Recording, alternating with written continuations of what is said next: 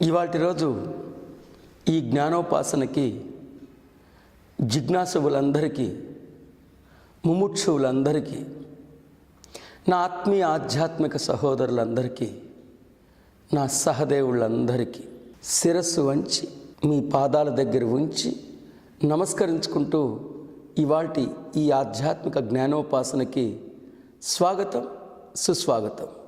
అలనాడు సుఖమహాముని పరీక్షిత్ మహారాజుకి, అష్టావక్రుడు జనక మహారాజుకి, వశిష్ఠుడు శ్రీరామచంద్రుడికి, గోవిందాచార్యుల వారు శంకరాచార్యుల వారికి, సాందీప మహాముని శ్రీకృష్ణుడికి,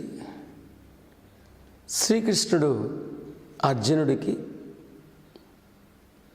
రామకృష్ణ పరమహంస స్వామి వివేకానందకి ఉపదేశించిన ఆ దివ్య జ్ఞానమే, ఆ మాహాత్మ్యమే, మానవ మస్తిష్కానికి అంతు చిక్కకుండా ఉన్న పరమగోప్యమైన ఆ ఆధ్యాత్మిక జ్ఞానమే సనాతన సాంప్రదాయం. గురు పరంపరంగా ప్రబోధించబడిన ఆ మహాజ్ఞానమే సనాతన సాంప్రదాయం. ఆ సనాతన సాంప్రదాయానికి సనూతనమైన భాష్యమే ట్రూత్ వివేకామృతం. ఆధ్యాత్మికంగా ఎదగాలని నిబద్ధతతో ప్రయత్నిస్తున్న వేదాంతులందరికీ నా శిరస్సు వంచి మీ పాదాల దగ్గర ఉంచి ఇవాల్టి ఆధ్యాత్మిక జ్ఞానోపాసనకి స్వాగతం, సుస్వాగతం. నేను ఇప్పటికే మీకు విన్నవించుకున్నాను. నా నోట్లోంచి ఉచ్చరింపబడిన ప్రతి పదం, ప్రతి శబ్ద సౌందర్యం, ప్రతి జ్ఞానపు గుళిక మీలో అంతర్లీనంగా ఉన్న, మీరే అయ్యున్న, మీ నిగితత్వమే అయ్యున్న పరమాత్మని ఆవిష్కరించుకోవటానికి, ఆవిష్కరించుకున్న పరమాత్మతో సంగమమై మమేకమై యోగస్థితిని సంప్రాప్తించుకోవటానికి, ఈ భూతల నుంచి సర్వజ్ఞులుగా, ప్రాజ్ఞులుగా నిష్క్రమించాలని ఆశ, ఆకాంక్ష.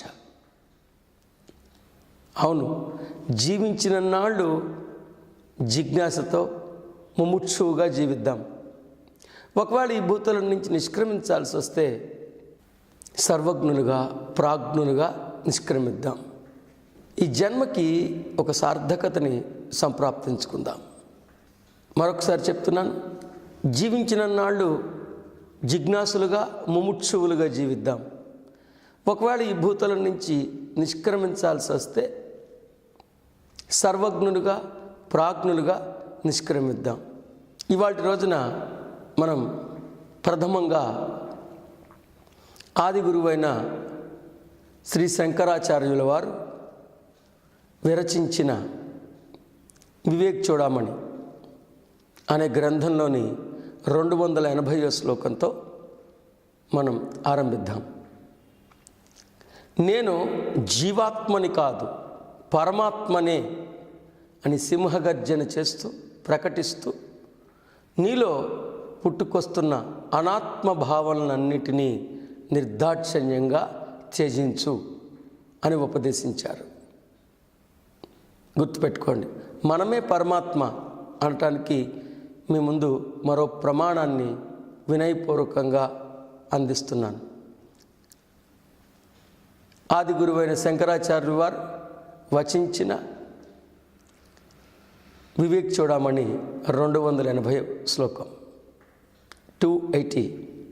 నేను జీవాత్మని కాదు, పరమాత్మనే అని సింహగర్జన చేయి అని ప్రకటించు. నీలో పుట్టుకొస్తున్న అనాత్మ భావాలన్నిటినీ నిర్దాక్షిణ్యంగా ముండనం చేయి అని ఉపదేశించారు. మనమే పరమాత్మ అన్న అంశాన్ని మళ్ళీ మళ్ళీ అనేక మహనీయులు చెప్పినవన్నీ మీకు గుర్తు చేస్తూనే ఉంటారు. ఇవాల్టి రోజు మనం వేదాంతి అన్న అంశంలో దాగి ఉన్న అంతరార్థాన్ని కూడా అర్థం చేసుకుందాం. వేదం అంటే అర్థమైన జ్ఞానం అని పెద్దల ద్వారా మనం తెలుసుకున్నాం. వేదాంతి అంటే అర్థం ఆధ్యాత్మికంగా ఎదగటానికి అనేక మార్గాలు ఉండి ఉండవచ్చు. ఆ మార్గాలన్నింటిలోకి జ్ఞానమే సర్వోత్కృష్టమైన మార్గం. ఎందుకంటే తక్కినవన్నీ నన్ను నా పుట్టినింటి దాకా అంటే కడదాకా అంటే సహస్రార దాకా చేర్చలేవు. కేవలం జ్ఞానానికి మాత్రమే ఆ స్తోమత వర్తిస్తుంది. కాబట్టి నేను జ్ఞానాన్ని సాధనా మార్గంగా ఎంచుకున్నా. ఈ ఒడంబడికకి వచ్చిన వాళ్ళనే వేదాంతులు అంటారు. కాబట్టి వేదాంతులందరికీ శిరస నమామి మనసా స్మరామి. వేదాంతి అంటే తెలుసుకున్నాం కదా. మరి ఇప్పుడు గురువు, జ్ఞానం, సాధకుడు అనే అంశాల గురించి కూడా సమగ్రమైన అవగాహనను మీకు అందిస్తాను. నేను అద్భుతమైన జ్ఞానాన్ని చిన్న చిన్న కాన్సెప్ట్స్గా మీకు అందిస్తున్నాను. అందుకే చెప్పే కదా, ముద్దు ముద్దుగా అందివ్వాలనే నా తలంపు. నిజం చెప్పాలంటే ఒక సాధకుడి ఎదుగుదలలో ఆధ్యాత్మిక జ్ఞానాన్ని లేదా తత్వజ్ఞానాన్ని ఉపదేశించే ఆ గురువే అత్యంత ముఖ్యమైన భూమికని, ప్రధానమైన పాత్రని పోషిస్తారు. మరి ఎవరు గురువు అని అనిపించుకోగలిగే సమర్థత ఆ వ్యక్తికి ఉందా? ఇతను సరైన గురువా కాదా అన్న మీమాంస సాధకుడిలో ఏర్పడితే ఆ మీమాంసను తొలగించే క్రమంలోనే గురువు అంటే ఏంటో తెలుసుకుందాం. తనని తాను దైవమని తెలుసుకున్నవాడే గురువు. ఏ క్షణమైతే తనని తాను దైవమని తెలుసుకున్నాడో మిగతా వాళ్ళందరూ తనని దైవంగా గుర్తించాల్సిన అవసరం అగత్యం లేనే లేదని అర్థం చేసుకున్నవాడే గురువు. అందుకే తనని తాను దైవంగా గుర్తించిన గురువు ఇతరుల చేత తనని దైవంగా గుర్తింపబడాలని ఎలాంటి ప్రయత్నము చేయడు.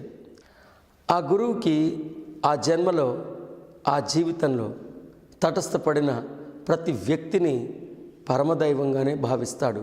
ప్రతి ఒక్కరిలో దైవాన్నే దర్శిస్తారు. అలాంటి గురువుకి ఆ జన్మలో, జీవితంలో ఉండేది ఒకే ఒక్క లక్ష్యం.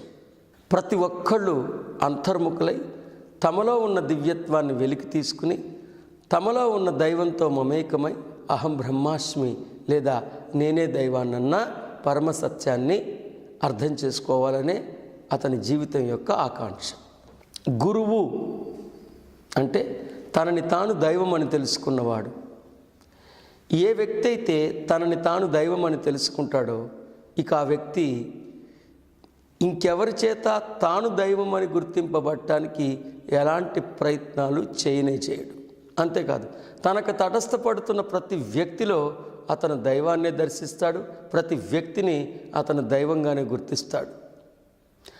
ఆ గురువుకి జన్మలో ఉండేది ఒకే ఒక్క లక్ష్యం. ప్రతి ఒక్కళ్ళు తమని తాము దైవంగా భావించాలని, తమలో ఉన్న దివ్యత్వాన్ని వినిమయంలోకి తెచ్చుకోవాలని, ప్రతి ఒక్కళ్ళు తమని తాము దైవంగా గుర్తించాలని. ఈ లక్షణాల సంఘాత స్వరూపమే గురువు. ఈ లక్షణాలు ఉన్నవాడే తమస్సుని పోగొడతాడు, ఉషస్సుని స్వాగతిస్తాడు. ఎందుకంటే తనలో ఉన్న తమస్సుని ప్రక్షాళన చేసుకోకుండా ఉషస్సుని మిగతా వాళ్ళకి ప్రసాదించటం అసాధ్యం. కాబట్టి గురువు మొదటిగా తనలో ఉన్న తమస్సుని పోగొట్టుకుని ఆ తర్వాత ఇతరులో ఉన్న తమస్సుని పోగొట్టడానికి ప్రయత్నిస్తాడు. కాబట్టి గురువు అన్న అంశం మీద ఇవాళ రోజున సమగ్రమైన అవగాహనని మనం పొందాం. ఇవాళకి స్వస్తి.